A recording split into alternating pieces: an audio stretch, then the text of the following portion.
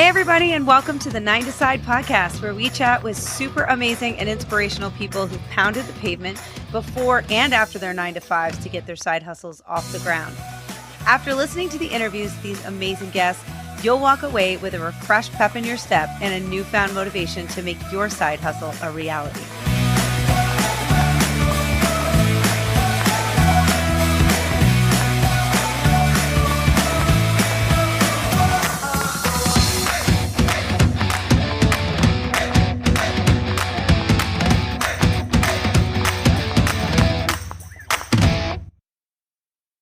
Hey, everybody, and welcome to season 2 of the 9 to Side podcast. I'm Alexander Faust. And if you're new, welcome. If you're coming back, welcome back. If I told you how many times I recorded this intro, you would probably pass out. It's like 500 times. I have not done this in 3 months, which doesn't seem like a lot of time, but I feel like I've been under a rock for the summer. And by under a rock, I mean out in the sun with a cocktail in my hand for 3 months straight. So welcome back to season 2. This podcast is all about, just a refresher for people who might be new. This podcast is all about talking to people who have side hustles alongside their full-time jobs, if it's a 9 to 5 or they're a full-time parent, or people who have had a side hustle in the past that they have transitioned into a full-time career. So talking to them about their story, about how they made that leap. But basically, every person that I talk to on this podcast has insane work ethic, and it makes me feel tired and lazy just talking to them, because it's incredible what they're able to accomplish in addition to, their regular full-time day of work. So I think you're going to love season 2. It's amazing. So for my first guest of season 2, you guys might know him. His name is Brimstone. He's a professional wrestler, but he has so many more credits to his career. And I feel like he's the ultimate side hustler, which is why I think he is such a great guest, has so much to offer. And he's been described actually as a serial entertainment entrepreneur, which I think describes him perfectly after talking to him and listening to his whole career, which spans over 4 decades. It includes, like I said, he's a professional wrestler, a radio host, professional podcaster, an actor, voiceover actor, author, musician, food critic, horror model, comic book, video game hero. I mean, he does everything. And it just goes on and on and on. And he was just listed as number 2 from Podcast Mag 40 over 40's list of most influential podcasters in the world. He's the president, CEO, and host of the Grindhouse Radio. He's such an incredible guy. His work ethic is insane. And so I felt like all the tips he offered and just the experience he's had over the last 4 decades of his career is so helpful and inspiring to hear. And so I hope you enjoy the interview as much as I enjoyed chatting with him. This is my interview with Brimstone. Thank you so much, Brimstone, for joining me. Your resume is extensive. You have so much going on. And so I think you're unique in terms of some of the guests that I have on that have a typical 9 to 5, maybe a corporate job, and then they're working on, one side hustle that they're working on. So I'd love to back up and hear a little bit about you and how you got started, because it does sound like in your early career, when you were getting the wrestling going, that did initially kind of start as a side hustle. And then from there, how the rest of your career kind of evolved. Well, first and foremost, I want to say finally Brimstone's made it to the 9 to Side hustle here, where we're gonna be hanging out, what do you call it, here today. So I appreciate you and I appreciate your time. Being Brimstone, I mean, I've been Brimstone again over 20 years. I have been in entertainment since I was little. I started out in entertainment on Sesame Street and Romper Room as a child actor, then toward the world of music, toward the world of pro wrestling, and so forth.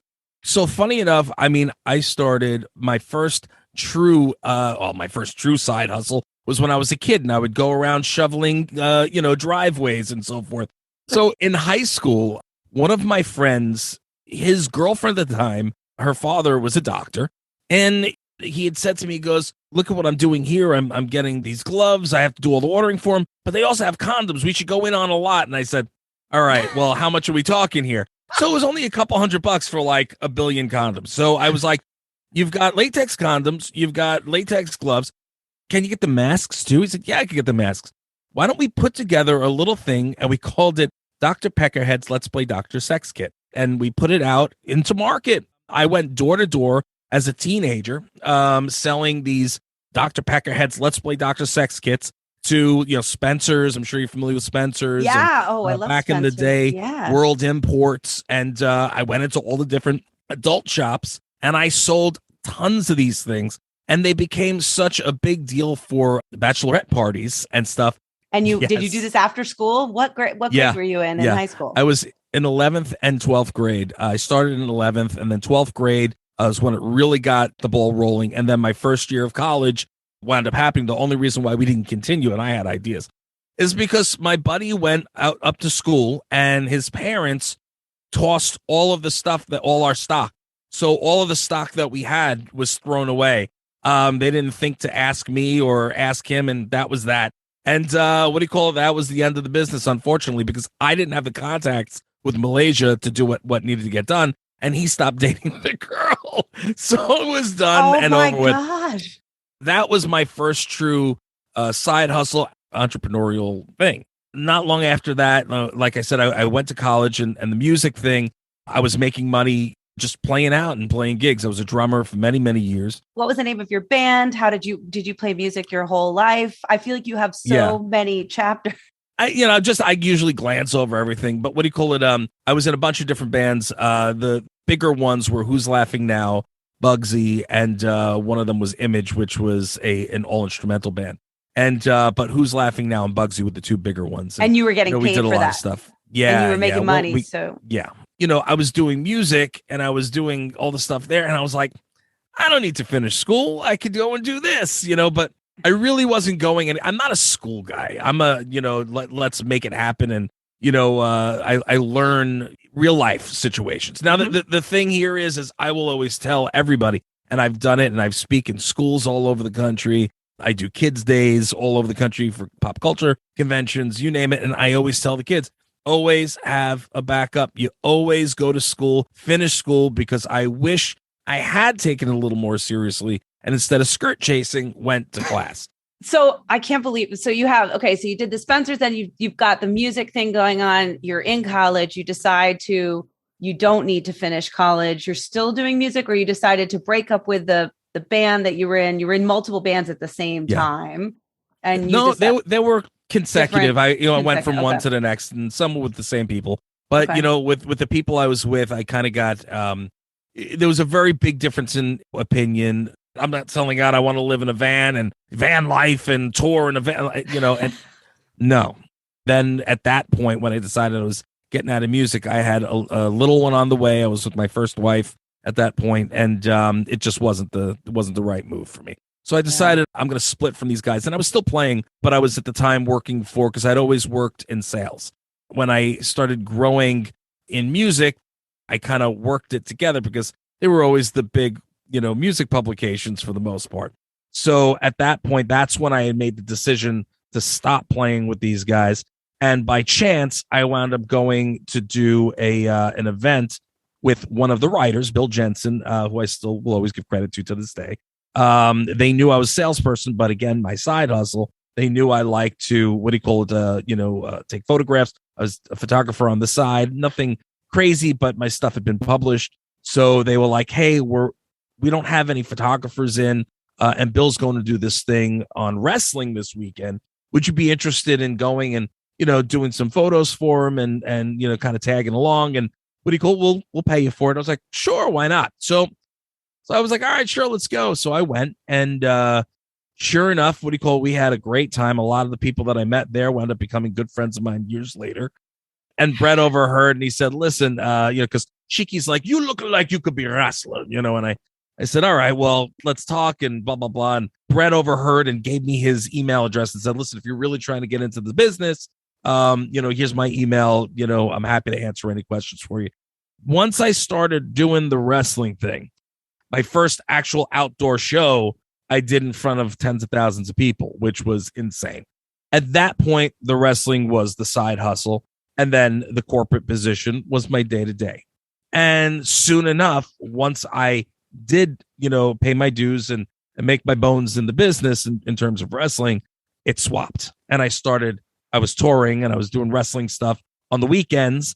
And then I started, saying, well, now Newsday is my side hustle. And when I had to be away to wrestle, I preferred to be away as opposed to being in the building. You know what I mean? In terms of, working the corporate job. I was just curious how during that transition time you made that work. Like, well, I mean, that side hustle is particularly time intensive. Obviously, I'm assuming you're traveling. How did you balance that during, you're doing sales. So I'm assuming there's a little flexibility with location and where you're at.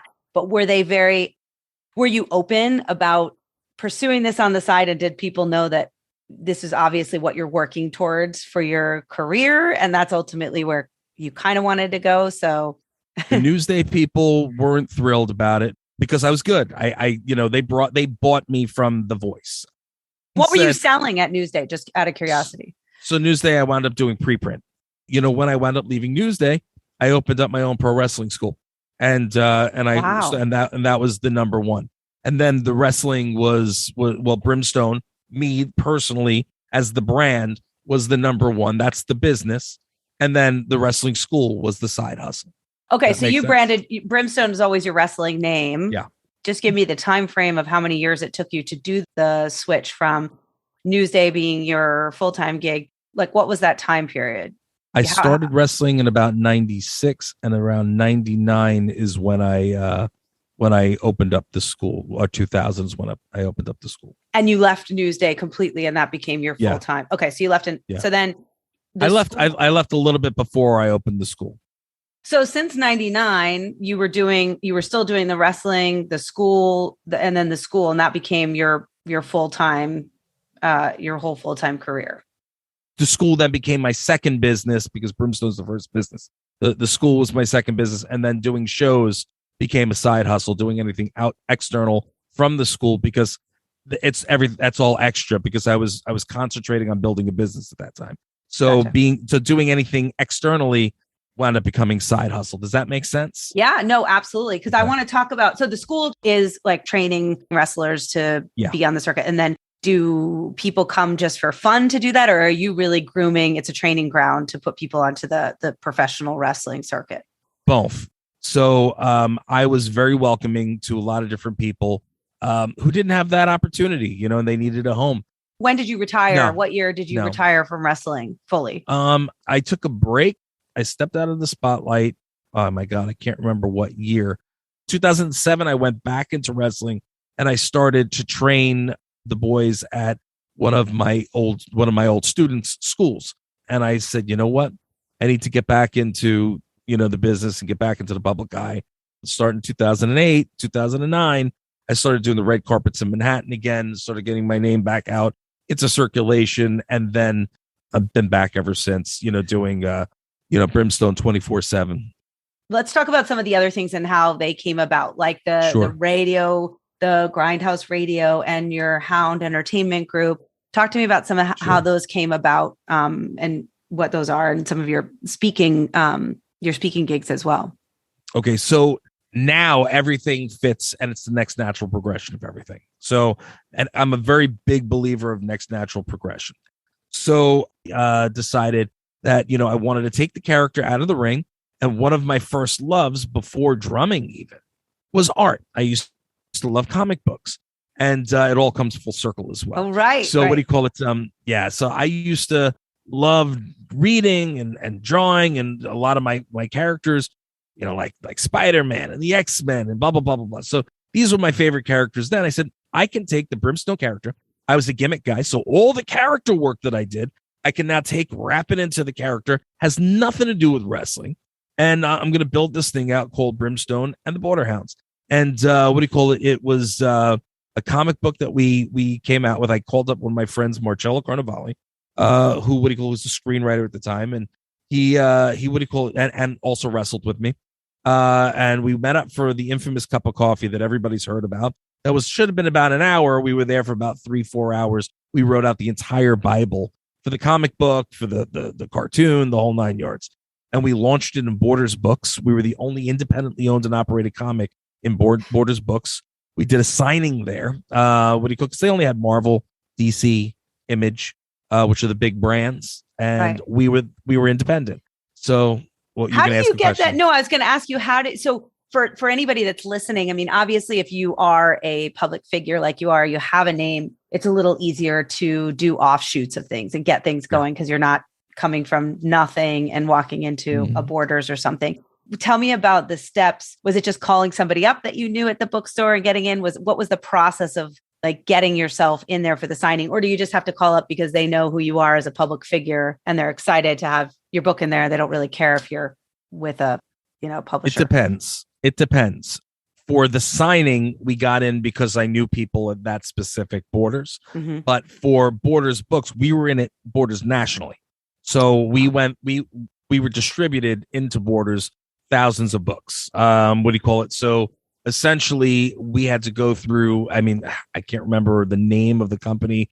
Maybe it was Lightning Source or something like that. And what they do is they distribute all the magazines and so forth to the different bookstores and so, whatever. So first we did it for Borders. Borders was starting to close down. So I pulled from all the Borders and then I put them in Barnes & Noble and B. Dalton's across the country. So I was nationwide in Barnes & Noble and B. Dalton. And we made history as being the first independently owned comic book company in every single one of these locations. And if I'm coming into an industry, I want to come into it, with arms swinging. Basically, when we did it, the biggest issue, Borders wasn't so bad because they didn't order willy-nilly. But Barnes & Noble, when they ordered from us, they ordered like 10 books for each store. You got to do the numbers, the math, over 500 stores at the time. You know what I mean? It was upwards of 600-700. So I don't remember. It was a lot of stores with 10 books or at least for each. And they didn't all sell. You know what I mean? So the money that was laid out pays for all these books. But if they didn't sell, they'd rip the cover off and then toss the rest of the book.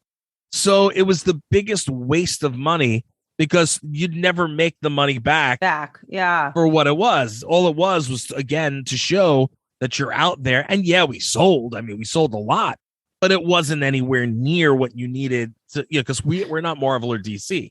You know what I'm saying? So is it a revenue generator? Was it something that you like now? Is it more of a passion project? It was a passion project because you can't make, I mean, it's not like a revenue generator for you, or is it now? It absolutely became a revenue generator when I pulled it out of all those stores. When I pulled it out of Barnes & Noble and B. Dalton, it's just, from the comic stores and doing the appearances at all the conventions. Yeah, we made the money back and tenfold.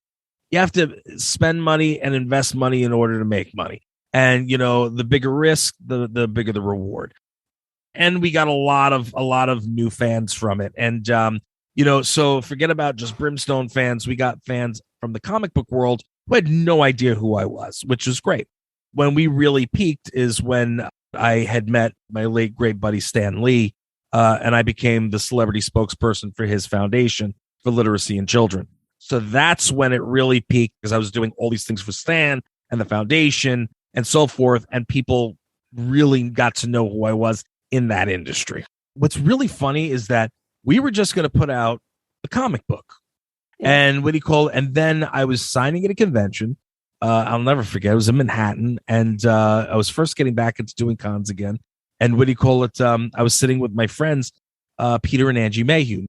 So Pete and Angie were sitting next to me. They had a couple of kids' books that they were looking to get published. And Angie she's looking through this, and she goes, Brim, I really love the way that you guys are just doing everything and how you're getting everything out there. Do you think you'd be interested in maybe publishing our books too? I said, well, sure, why not? And that's when we incorporated and became Hound Comics Inc. So it was Hound Comics was the label, but it was indie. And then Hound Comics Inc. We became the publisher. So oh my gosh, I was going to ask how that came about. Yeah. So you publish now other people's, it's all comics, but you publish other people's. And books. Yeah, and books. Comics, books, kids' books. I feel like you're a perfect example of it too, because I think you haven't rested on your laurels either, on your name. No. And you've got the Grindhouse Radio, which I wanted to ask you about too, which is another thing. Is that a revenue? Tell me a little bit about Grindhouse Radio and how that came about.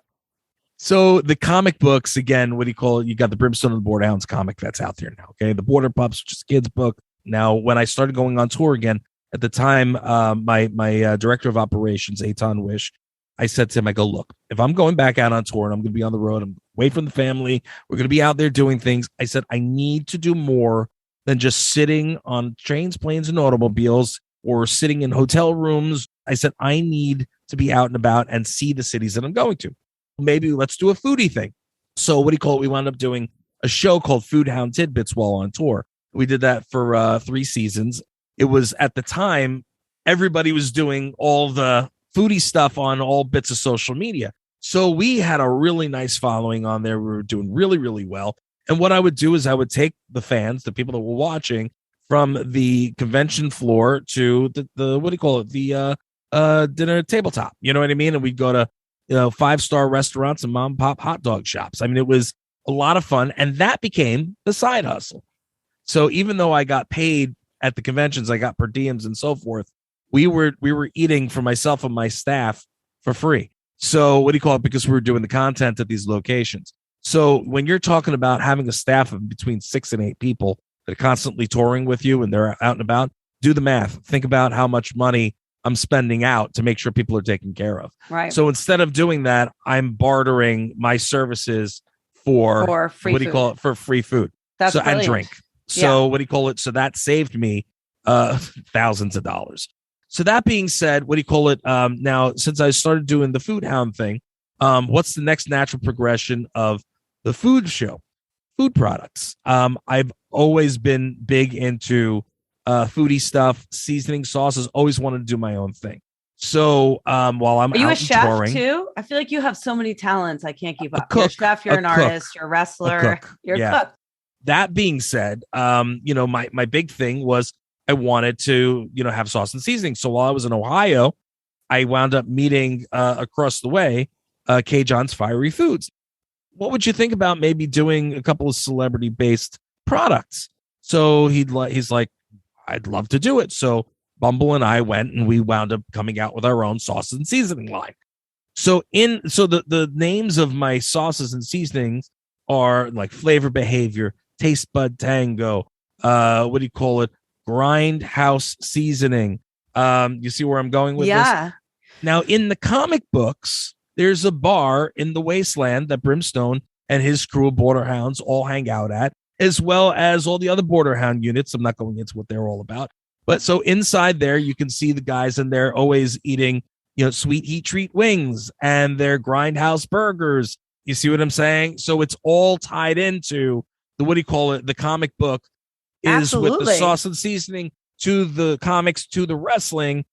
And what do you call it? And then you take it another step forward. And what do you call it? The Grindhouse Radio. The Grindhouse Radio is because it's the house of grind. Grindhouse Seasoning, and it goes straight back to me. So smart.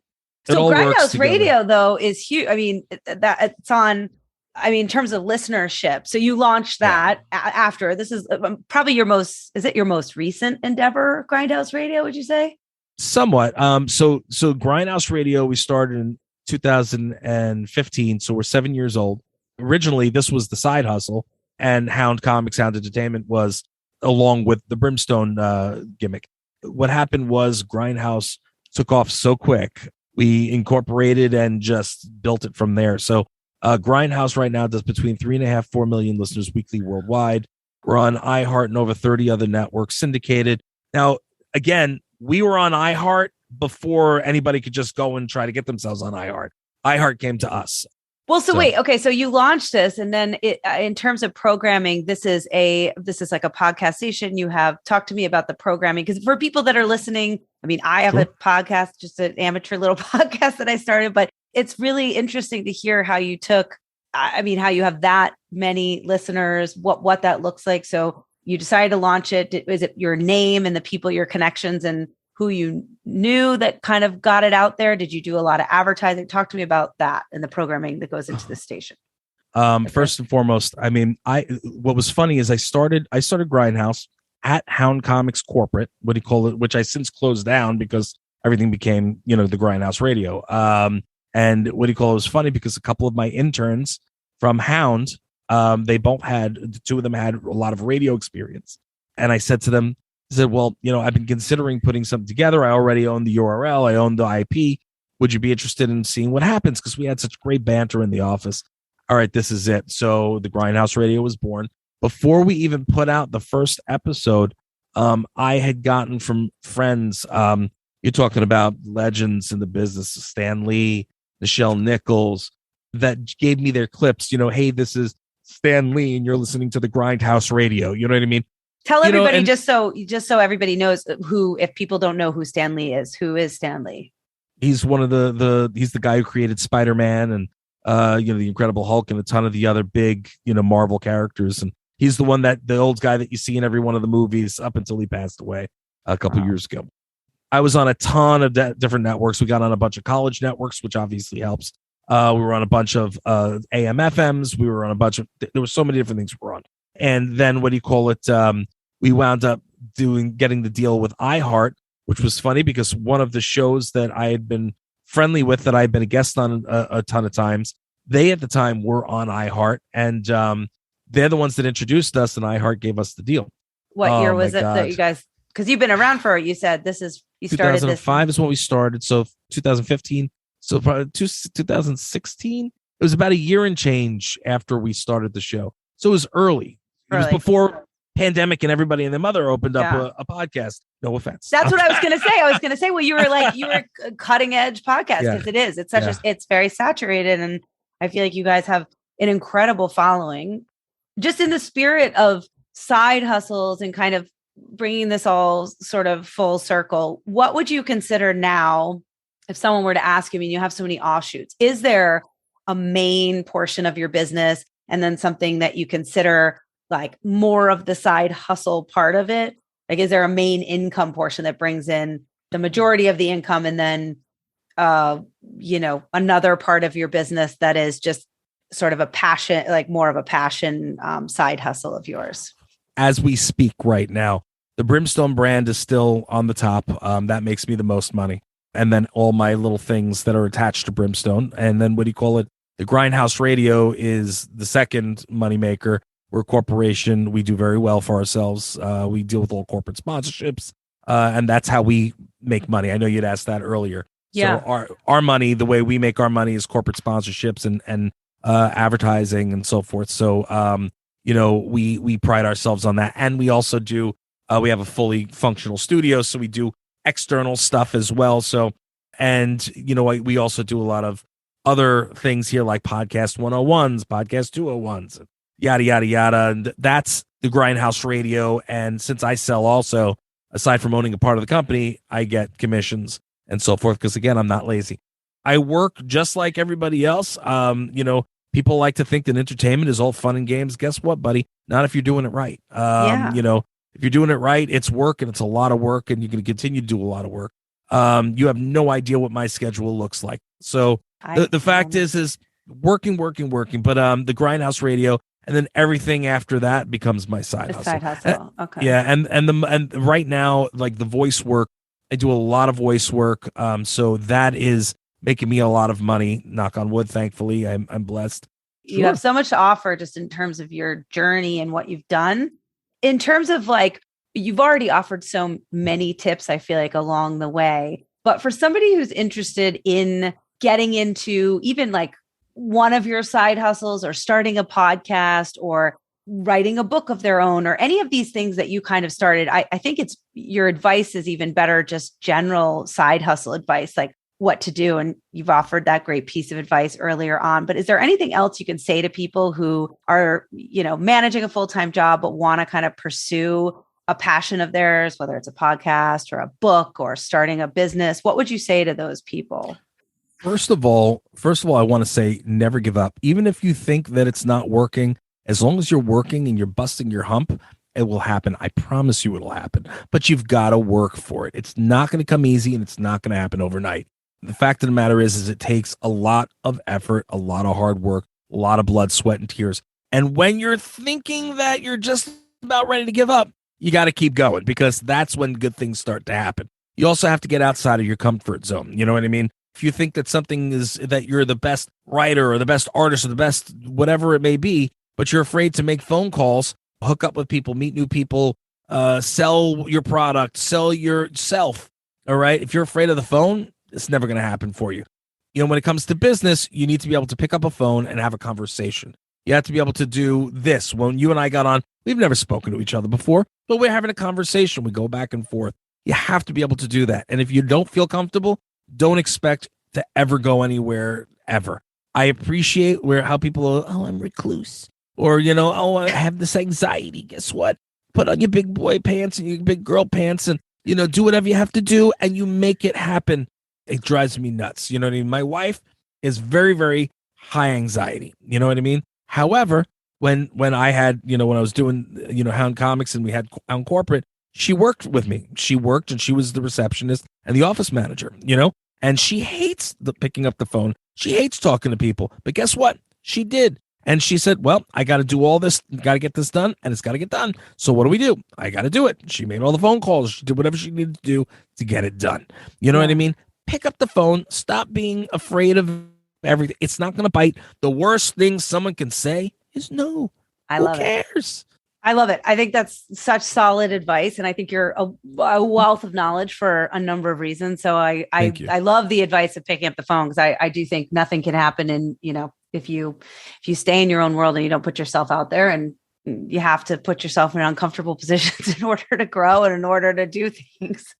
You know what the most heat that I got when I was wrestling, on the regular, and you've got all these the boys, some of these guys, obviously the ones that weren't doing anything, would always sit and be like, oh, Mr. Self-Promotion, all he does is promote and self-promote. Well, guess what?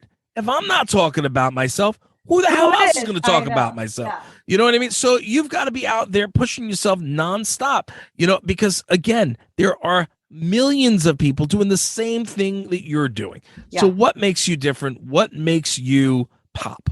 And, again, there's so many ways to skin a cat. I hate to put it that way, but it's true. You know what I mean? Find your way. Find something that is going to be inspirational, not only to your audience, but to yourself. That's going to make you want to continue to do things that, are going to grow and blossom into something beautiful. A side hustle does not necessarily have to stay a side hustle. A side hustle can become something very, very big and something very, very beautiful, or it can stay as a small side hustle if that's what you prefer it to be. It really depends on what you want, and it's all a matter of perspective. My perspective is I want to build and build and build and build. So the things that are on the side will always come into the main stream. Yeah.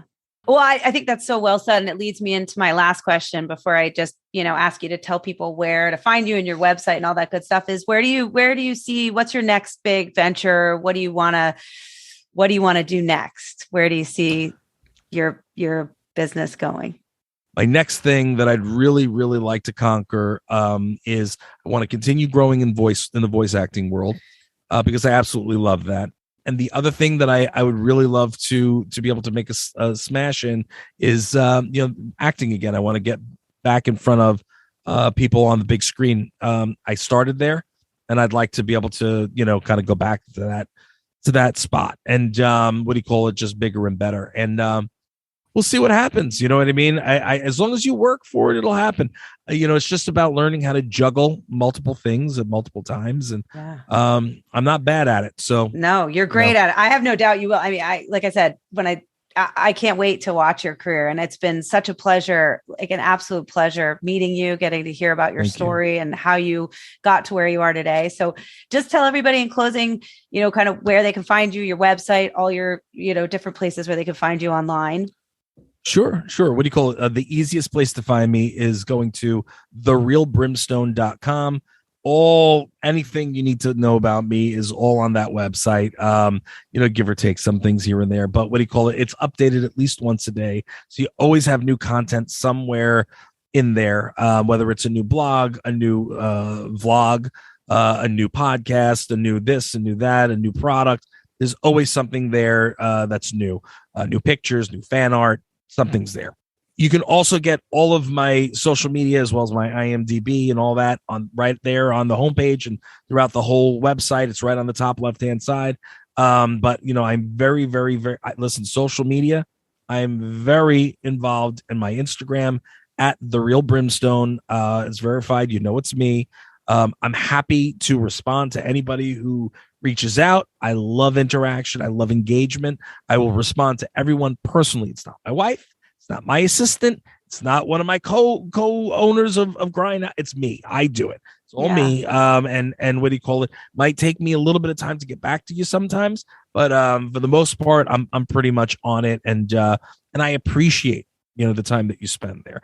And I really hope that you will give me an opportunity to entertain you.